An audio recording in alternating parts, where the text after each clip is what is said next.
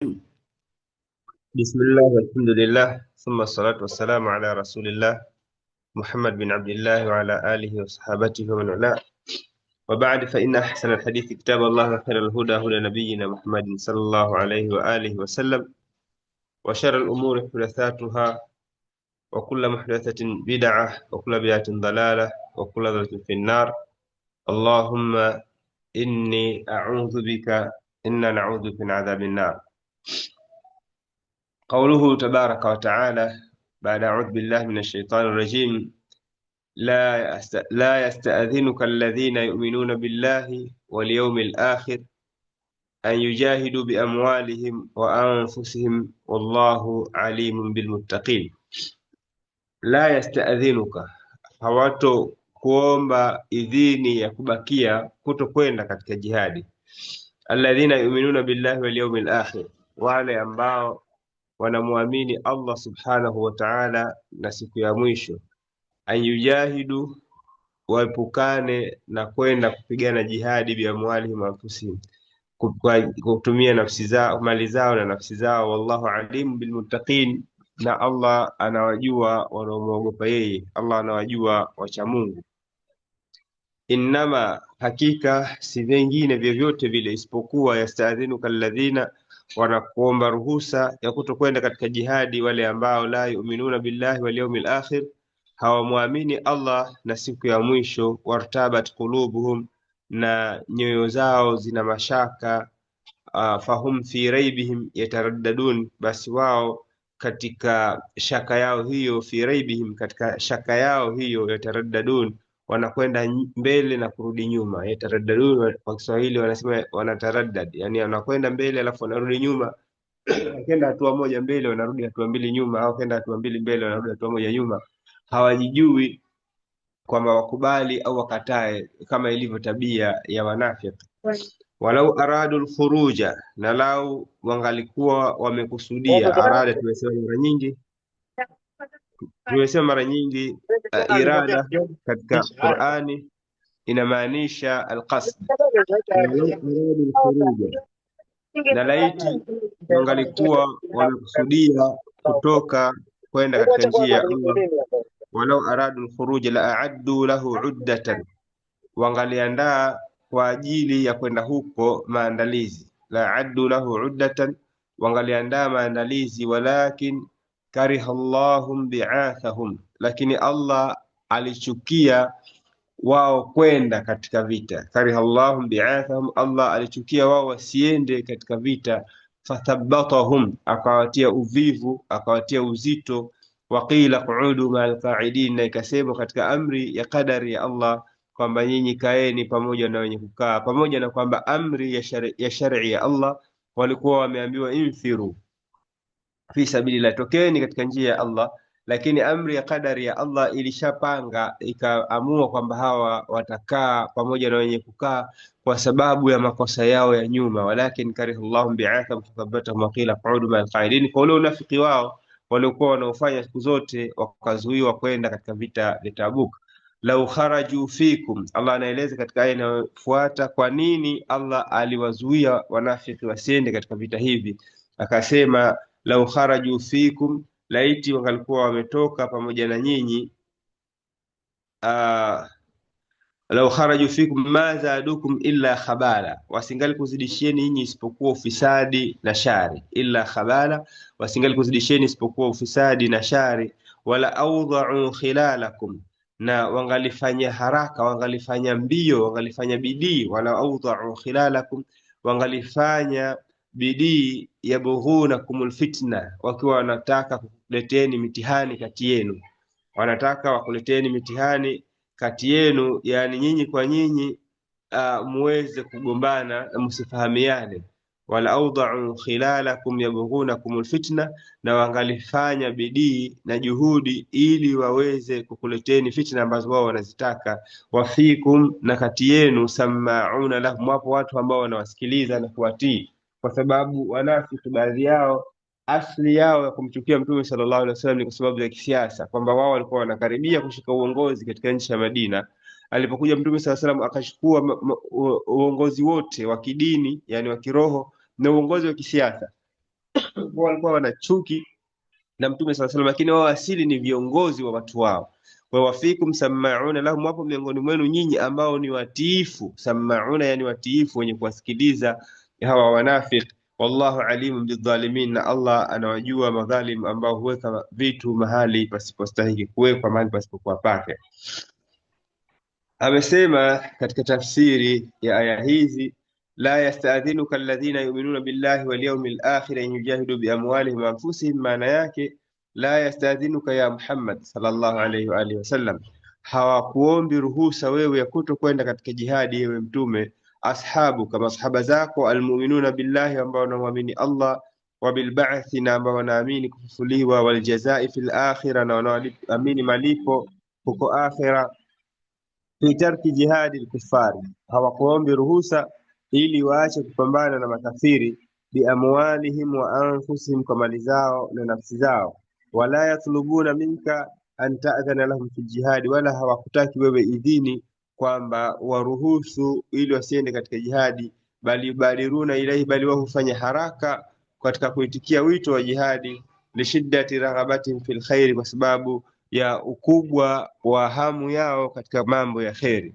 Wallahu alimun bilmuttaqin, maana yake wallahu dhu ilmi, na Allah ni mwenye ilmu, anajua bihaulai almuttaqina, kwa hawa wacha Mungu, wa bikulli man yattaqihi, na kwa kila mcha Mungu mwingine asiyekuwa hawa anayemcha Allah, bimtithali awamirihi, wa kutekeleza maamrisho yake, wajtinabi nawahihi, na kuacha makatazo yake, kwa sababu huo ndio ucha Mungu, kutekeleza maamrisho na kuacha makatazo.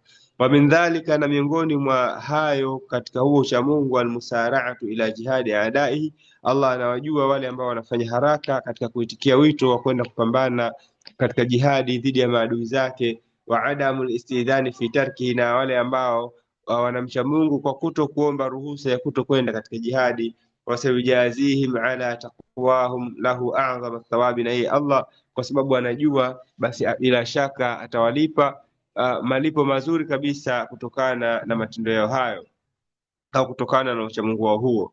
Innama yasta'dhinuka alladhina la yu'minuna billahi wal yawmil akhir, hakika si vinginevyo vyovyote isipokuwa wanaokuomba ruhusa ni wale ambao hawamwamini Allah na siku ya mwisho, wartabat qulubuhum, na nyoyo zao zikawa zina mashaka, fahum fi raibihim yataraddadun, hawa katika shaka yao wanakwenda na kurudi, mara mbele mara nyuma, hawana msimamo. Anasema mnasaba wa aya hii, bali mnasaba wa aya ile ambayo tumeanza nayo, la yastadhinuka, na aya zilizopita, mnasaba upo wazi kwamba Allah subhanahu wa ta'ala kwa anaeleza jukumu la waumini kwamba ni kutoka katika hali yoyote ile, ikiwa mtu yupo katika wepesi au katika uzito. Kwa hiyo na hapa anapigilia msumari Allah katika jambo hilo la kutoka katika uzito wepesi, kwamba tabia ya muumini ni kutoka tu, anapoambiwa atoke katika jihadi anakwenda, haijalishi hali ziko vipi. Huko wepesi utapatikana huko ndani ya kutekeleza amri ya Allah subhanahu wa ta'ala, yani khairi itapatikana ndani ya tumbo la shari. Lakini hapa ndo Allah anaeleza kwamba hata waumini hawana tabia ya kuomba ruhusa wasibakie, sio kama wale ambao wao umewapa ruhusa kabla hujajua hali zao. Waumini hawawi na tabia ile, na anaeleza kwamba bila shaka yoyote katika aya hii sasa, anayeomba ruhusa huyo ni watu ambao wana mashaka katika nafsi zao, na wenye mashaka si katika waumini, kwa sababu Allah amesema innamal mu'minuna alladhina amanu billahi wa rasulihi thumma lam yartabu wajahadu biamwalihim wa anfusihim fi sabilillah. Hakika ya waumini wa kweli ni wale ambao wameamini Allah na wameamini siku ya mwisho, wameamini Allah na mtume wake, halafu hawana mashaka, thumma lam yartabu, hawawi na mashaka. Lakini hawa watu ambao wana mashaka ndio hao ambao wanaomba idhini ya jihadi, na ndio katika yale ambayo yalisemwa kwamba sura hii inataja moja katika sifa za wanafiki kwa uwazi kabisa. Miongoni mwa sifa zao ni kuomba ruhusa kutokwenda katika jihadi, na miongoni mwa sifa zao ni kuwa wana mashaka, hawana yaqini katika imani yao. Amesema katika tafsiri, innama yastadhinuka alladhina la yu'minuna billahi wal yawmil akhir, ay innama yastadhinuka ya Muhammad, hakika wanakuomba ruhusa ewe Muhammad, hakika ambao wanakuomba ruhusa ewe Muhammad, fil qu'udi, katika kukaa kutokwenda katika jihadi, wa takhallufi anil jihadi, na kubakia nyuma wakaepukana kwenda katika jihadi, alkufari, kupambana na makafiri, bi'adharin kadhiba, kwa nyudhuru za uongo na visingizio visivyokuwa vya ukweli, almunafiquna, hao ni wanafiki, alladhina la yu'minuna billahi ta'ala, ambao hawamwamini Allah haki anavyopasa kuaminiwa, wala bilba'th waljazai fil akhirah, wala hawaamini kwa kiasi cha kuweza kutekelezea au kujiandaa na kufufuliwa huko na kulipwa malipo huko akhira. Fala yarghabuna fima inda Allah, basi wao hawatamani wala hawana hamu na yale yaliyoko mbele ya Allah. Wala yakhafuna adhabahu, wala hawaiogopi adhabu yake.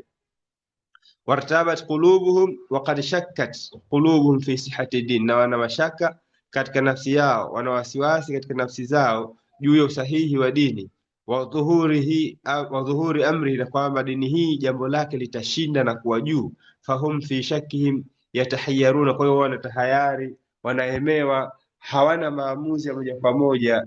Wayatadhabdhabuna baina al-imani wal kufri, wanakwenda na kurudi, mara nyingine nyoyo zao zinamili katika imani na mara nyingine zinamili katika ukafiri. Mfano wake ni kama ambavyo Allah amesifu sifa za wanafiki katika sura An-Nisa, akasema mudhabdhabina baina dhalika, wao ni wenye kwenda na kurudi. Mudhabdhabina au kwa Kiswahili cha huku inaitwa hivyo hivyo, ni wanafanya udhabdhabina baina dhalika, baina ya imani na kufri. La ilaha ulai, hawapo pamoja na makafiri muda wote, wala ilaha ulai, wala hawapo pamoja na waumini muda wote, lakini wanakwenda huku na kurudi huku. Waman yudhlilillah falan tajid lahu sabila, na yeyote yule ambaye amepotezwa na Allah huwezi kumpatia yeye njia ya kuifuata. Imepokewa hadithi kwamba Mtume sallallahu alaihi wasallam amesema, sallallahu alaihi wasallam, mathalul munafiqi, mfano wa mnafiki, kama shalishati al-aira, ni kama mfano wa mbuzi ambaye anakwenda huku na huku, almutaraddidatu baina qati'aini, ambaye anakwenda katika kundi hili na kundi hili, la tadri ayyuhuma tatba'u, hajui afuate kundi lipi. Ndio anaitwa ashati al-aira baina al-ghanamaini, ambaye yupo baina ya makundi mawili ya kondoo. Kuna kundi moja la kondoo na kundi jingine la kondoo, yeye mbuzi hajijui wapi afuate. Tairu, anakwenda ila hadhihi marra, wakati fulani anakwenda kundi hili, wa ila hadhihi marra, na mara nyingine anakwenda katika kundi hili. Amesema Allah subhanahu wa ta'ala, walau aradu al-khuruja, na laiti ingalikuwa watu hawa wanataka kutoka kweli kwenda katika jihadi, la aaddu lahu uddatan, wale wangaliandaa maandalizi ya kweli kabisa. Walakin kariha Allahum bi'athahum, lakini Allah subhanahu wa ta'ala amechukia watu hawa kwenda katika jihadi. Fathabbatahum, akawafanya wazito. Wakila qu'udu ma'al qa'idin. Walau aradu al-khuruj la a'addu lahu uddatan, maana yake walau arada al-munafiquna al-khuruj ma'aka ya Muhammad sallallahu alaihi wasallam, laiti wanafiki wangalikuwa wanataka kutoka pamoja na wewe Mtume sallallahu alaihi wasallam, fi ghazwati Tabuk, katika vita hivi vya Tabuk, kwenda kupigana na Warumi, la taahabu lilkhuruj, wangalijiandaa kwa ajili ya maandalizi ya kutoka, biidadi, kwa kutayarisha, ma yahtajunahu min lawazimi safari, katika mambo ambayo watahitaji katika vitu vya lazima katika safari, wal qitali, na mambo ya lazima katika mapambano na vita. Lakini wao tarakul istidada, wameacha maandalizi, liraghabatihim fi takhallufi, kwa sababu walikuwa wanatamani wabakie nyuma, anil jihadi, waepukane na kwenda katika jihadi. Walakin kariha Allahum bi'athahum, lakini Allah yeye mwenyewe alichukia wao kutoka. Aiyo, lakin lam yuhib Allahu, Allah hakupenda ta'ala mtukufu, intilaqa almunafiqina ma'a, kuondoka na kwenda katika jihadi wanafiki pamoja na wewe ya Muhammad sallallahu alaihi wasallam, fi tilka alghazwa, katika vita hivyo, liilmihi, kwa kule kutambua kwake, anna fi khurujihim sharran, kwamba katika kutoka kwao kuna shari, wa dhararan, na kuna madhari, almu'minina, kwa waumini. Aya hii au kipande hichi, walakin kariha Allah bi'athahum fathabbatahum, manake fathaqalahu alaihim wa kassalahum anhu, akaifanya Allah kwamba ile safari ni nzito kwa wao, na wao wakawafanya wavivu, waepukane na kwenda katika safari hiyo. Walakin kariha Allah bi'athahum fathabbatahum wa qila qu'udu ma'al qa'idin. Kuna kaida kubwa katika masala ya qadari ya Allah na sababu zake na hikma zake. Yani Allah anapofanya mambo yake huyafanya kwa hikma kubwa na ufundi mkubwa. Halafu lakini matendo haya yanapokuwa ni maovu, matendo haya yanapokuwa ni maovu hayanasibishwi na Allah subhanahu wa ta'ala, kwa sababu waja wamejichagulia wao wenyewe, wamehimizwa actually, kama wamehimizwa kutoka wao wenyewe, wao wakachagua kwamba wabakie.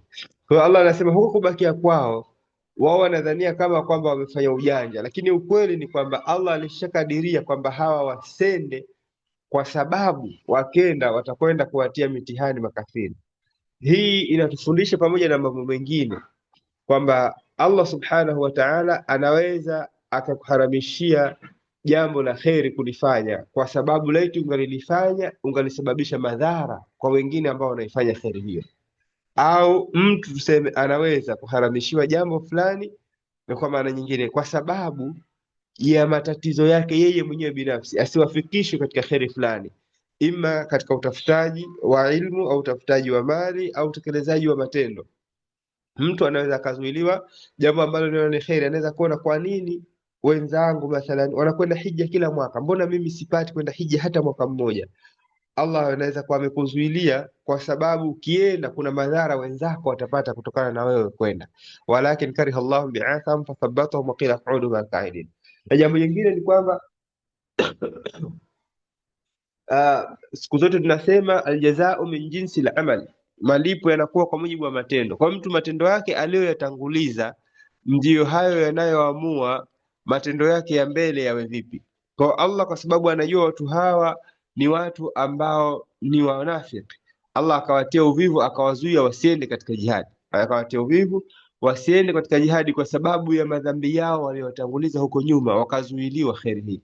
Kwa hiyo katika aya hii walakin kariha, au kipande hichi walakin kariha Allah bi'atham fathabbatum, kuna mafunzo mengi ambayo yanafungamana na qadha na qadar, na namna ambavyo Allah anaamiliana na waja wake kwa matendo yao na kuwalipa hapa hapa duniani kwa mujibu wa matendo yao, na namna ambavyo matendo ya watu yanaweza yakawaathiri watu wengine. Kwa Allah anaweza akaingilia kati akazuia mtu asiwezi kufanya kitu. Alamu anna Allah yahulu baina almar'i wa qalbihi, tambueni kwamba Allah anaweza akaingilia kati baina ya mtu na matakwa yake.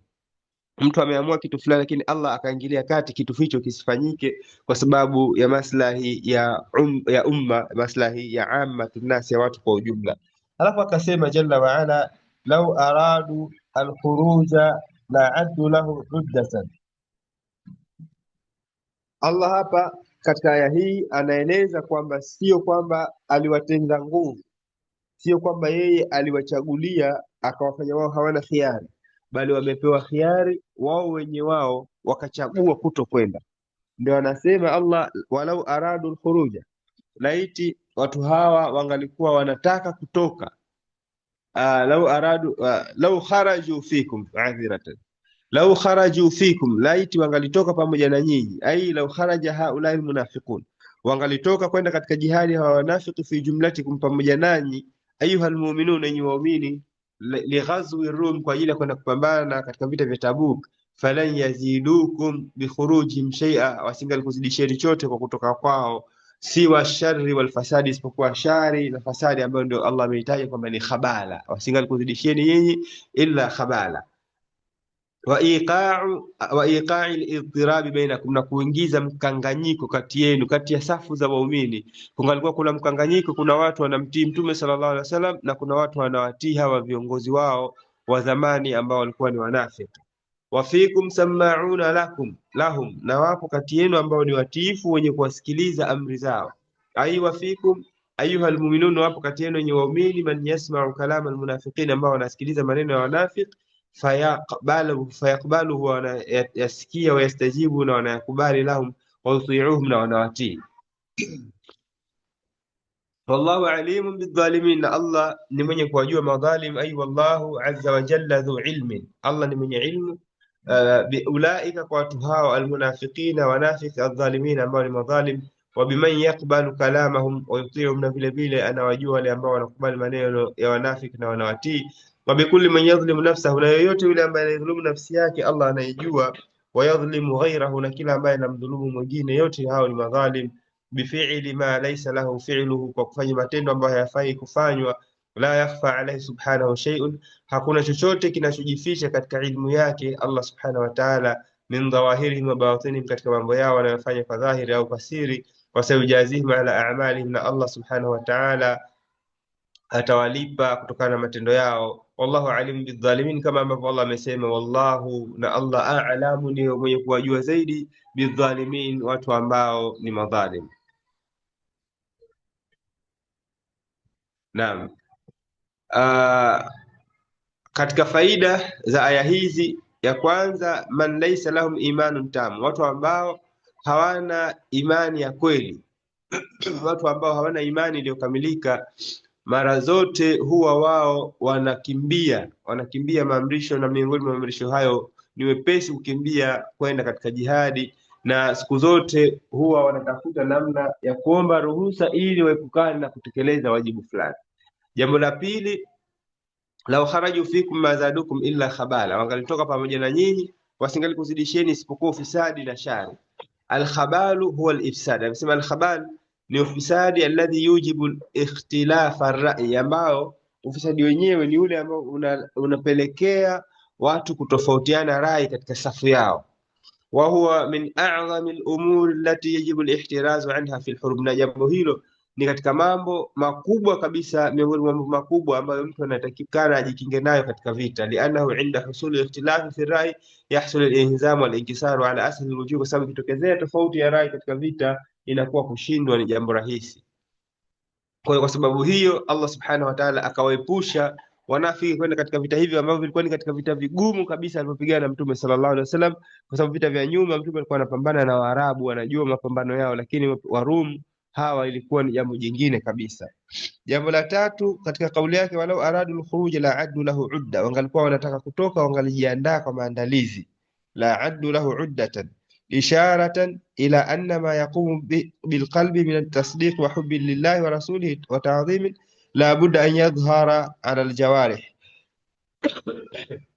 Hii inaashiria kwamba yale ambayo ni lazima katika mapenzi, katika nyoyo, kumpenda Allah na kumpenda mtume wake, hakuna budi vile vile, ni lazima vile vile mambo hayo yadhihiri katika matendo, yani viungo vyote vidhihirishe kwamba mtu kweli anampenda Allah na mtume wake. Na kinyume chake vile vile anasema, ikiwa mtu hampendi Allah na mtume wake, itaonekana vile vile katika matendo yake.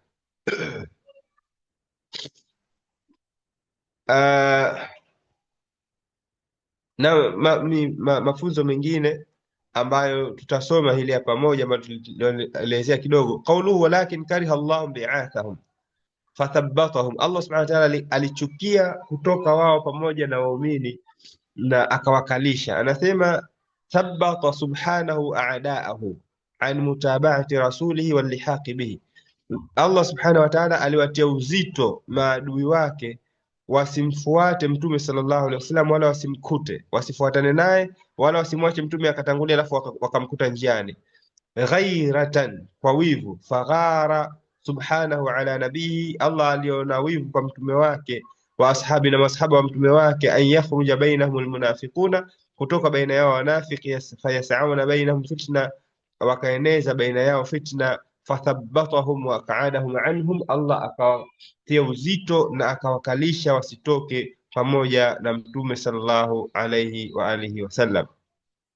Alafu akasema jalla wa ala, laqad bitaghaw alfitna, kwa hakika watu hawa wametafuta fitna, wamefanya fitna, min qablu, kabla ya hapo, waqallabu laka al-umura, na wakakupangia mipango mibaya, hatta jaa alhaqu, mpaka haki ikaja, wa dhahara amrullahi, na likadhihiri, yani ikapata ukana ushindi katika jambo la Allah, yani dini yake, katika fathu Makka. Wahum karihun, hali ya kuwa wao ni wenye kuchukia.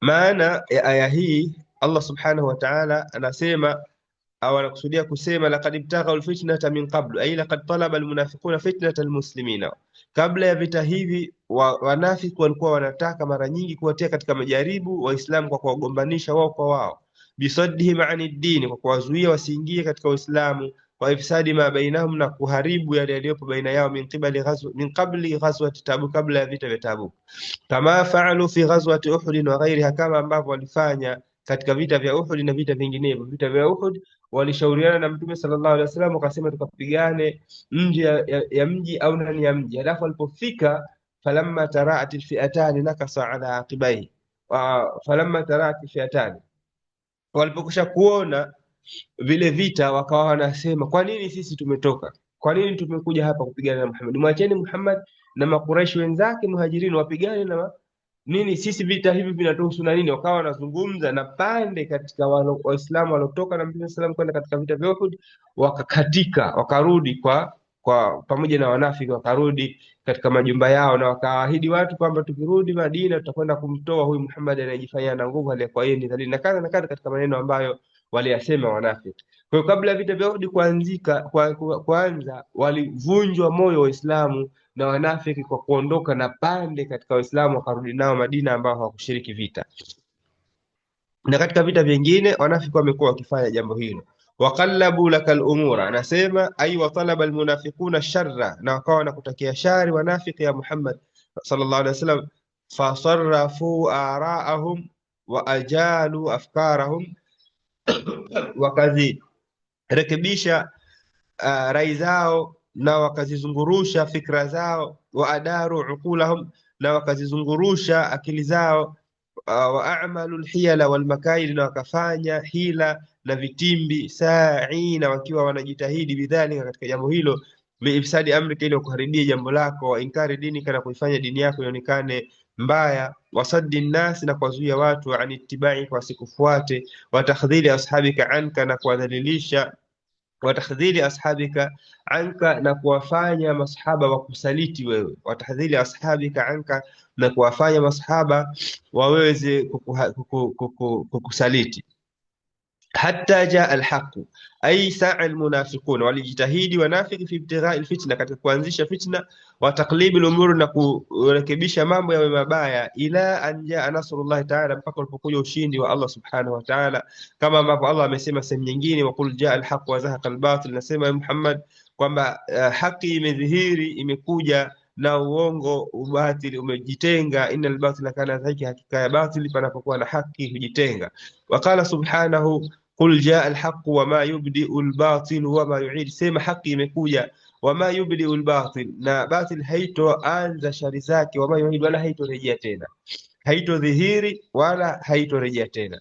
Wa dhahara amrullah, halafu Allah akasema, na hapo likadhihiri na kushinda jambo la Allah. Wahum karihun, aliyekuwa wao ni wenye kuchukia. Ai wa ghalaba dinullahi alladhi amara bidukhuli fihi wa huwa alislam, na ikashinda dini ya Allah ambayo Allah ameamrisha watu kuingia katika dini hiyo ambayo ni Uislamu. Wa ala, na dini ikawa juu. Wa dhahara, na ikashinda. Wa ntasara, na ikanusuriwa. Walhalu, na hali, anna almunafiqina karihuna lidhuhuri, wanafiki wenye kuchukia kwa kule kushinda Uislamu. Wayasuuhum intisaruhu wa uluwuhu, na kupata kwake ushindi na kwa kwake juu kukawa kuna wapa wao wakati mgumu na wakati mbaya kabisa. Halafu akasema Allah subhanahu wa ta'ala, wa minhum man yaqulu udhalli wala taftinni. Hapa tutakuja kuendelea kesho insha Allah, Allah kituafikisha. Wallahu a'lam wa ahkam, wa sallallahu wa sallama ala nabiyyina Muhammadin wa ala alihi wa sahbihi ajma'in, walhamdulillahi rabbil alamin. Kama kuna maswali fatafadhalu mashkurin maajurin. Naam. Assalamu alaykum warahmatullahi wabarakatuh. Wa alaykum salaam warahmatullahi wabarakatuh. Naam. Ya basi, shukrani sana, jazakallahu khairi kwa darasa. Leo nilikuwa nina swali. Naam. Na uliza juu ya kaifa kana jeshu nabii sallallahu alaihi wasallam, jeshi lake lilikuwa vipi? Ilikuwa ni trained au ilikuwa ni swala la volunteer, kama mfano ni yani mgambo, kama mgambo? Kwa sababu mgambo ni watu ambao wanajitolea, inawezekana asiwe na ujuzi wa military tactics au kutumia vifaa vya nini vya kijeshi, akaingia kwenye battlefield. Sasa jeshi la mtume lilikuwa vipi? Yani wale wapambanaji, nataka kujua walikuwa ni kama mfano majeshi yetu ya sasa, lazima awe na ujuzi fulani, ana mazoezi fulani, au ilikuwa mtu yoyote tu madamu ni muumini, ikiamrishwa twende jeshini unakwenda? Nilikuwa nataka kujua hivyo. Asalamu alaykum. Wa alaykum salaam wa rahmatullah. Bismillah walhamdulillah. Asli ya mambo ilivyo kabla ya kuja hizi system za kimagharibi ni kwamba kuna sifa za kila kabila lina sifa zake, yani kujulikana kabila fulani au koo fulani ni wavuvi na ukoo fulani ni maseremala na ukoo fulani ni makapenta, na watu wanarithishana hizo fani.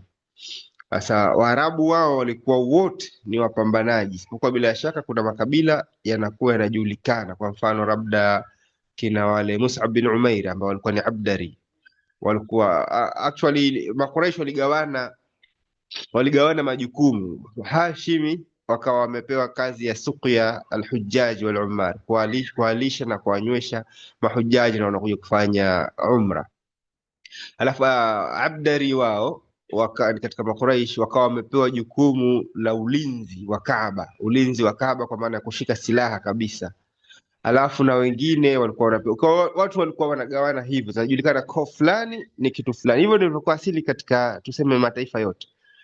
Lakini linapokuja suala la kupambana, kila ukoo pia, pamoja na kwamba nyie ukoo wenu unaweza ukawa unajulikana kwa mapishi labda au kwa kushona au kwa useremala, lakini mnajua kwamba pakitokezea vita tunafanyaje. Kwa mnazo mbinu zenu za kivita ambazo mnarithishana kwa ukoo, na ndio maana pia katika jihadi utaona walikuwa wanakwenda Mashar al-Ansar wanapewa liwaa, alafu anaambiwa liwaa hii atashika fulani. Mashar al-Muhajirin kwa koo watu wanapewa bendera ili ijulikane watu wakishindwa wameshindwa wapi nani, kama ambavyo mmoja katika maquraa aliwaambia kwamba sisi tunahofia kama ni kushindwa leo watu watapitia kwako, akasema bisa hamilul qur'ani ana in ghulibna min qibali, mimi itakuwa ni mtu aliyehifadhi Qur'ani mbaya alioje ikiwa tutashindwa sisi kwa watu kupitia upande wangu mimi. Yule ambaye alikuja akakatwa mikono yake akashikilia kwa mkono mwingine, akakatwa mwingine akashikilia kwa vipepsi vilivyobakia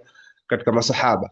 Kwa hiyo ni kusema kwamba watu walikuwa wanagawiwa kwa mujibu wa koo ili ijulikane koo ipi imethibiti vizuri katika vita. Kwa kila ukoo walikuwa wanajitahidi wawe wana training za ndani, wanarithishana wao kwa wao, na kwa hivyo baadhi ya koo zilikuwa nzuri katika kupambana kwa upanga, nyingine kwa kupambana kama ambavyo tumepita wale Hawazin wazuri kwa kupambana kwa kutumia mishale na mikuki na mfano wa hivyo. Koo kwa koo zilikuwa zinarithishana. Kwa hiyo inapokuja jihadi, jeshi la Mtume sallallahu alaihi wasallam lilikuwa linajipanga kwa mujibu wa watu na koo zao, kama ambavyo pia tumepita hadithi Mtume sallallahu alaihi wasallam aliwaita ya mashar muhajirin, halafu akaita ya mashar al-ansar, halafu akaita ya mashar bani al-harith min al-khazraj, kwa sababu watu kwa mujibu wa koo yao ndo wanapambana wao chini ya familia yao, yani chini ya family tree yao, kwa mujibu wa watu ambao wapo katika vita. Na hivyo hivyo ndio walikuwa wakijipanga na watu wa Maka. Kwa hiyo kwa ujumla ni kusema kwamba jeshi la Mtume sallallahu alaihi wasallam lilikuwa ni naturally, halikuwa trained kwa maana kwamba linakuwa trained kama jeshi, bali kila ukoo ulikuwa una train kwa upande wao. Hata tunasoma katika hadithi nyingi walipokuja Banul Arfida kama alivyoita Mtume sallallahu alaihi wasallam, watu kutoka Ethiopia wakawa wanacheza kwa kutumia mikuki na ngao na wanafanyaje katika siku ya Idi, akawa anawaambia chezeni, ni mchezo mzuri kufanya mazoezi ya jihadi. Kwa walikuwa wanafanya wao kama wao familia ya Wahabeshi, mazoezi yao yako vile, na hivyo hivyo familia nyingine nazo zilikuwa zinafanya na kufanya. Kwa hiyo jeshi lilikuwa kwa ujumla ni hivyo, wanapangwa watu kwa mujibu wa koo zao, na kila watu walikuwa wana tactic zao na utaalamu wao katika kuendea masala ya vita. Wallahu a'lam.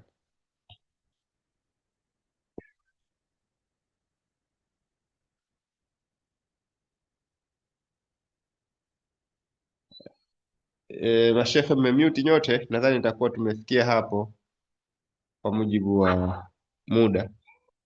Kama hakuna la ziada, subhanakallahumma bihamdika nashhadu an la ilaha illa anta nastaghfiruka wa natubu ilayk. Subhana rabbika rabbil izzati amma yasifun wa salamun ala al mursalin walhamdulillahi rabbil alamin.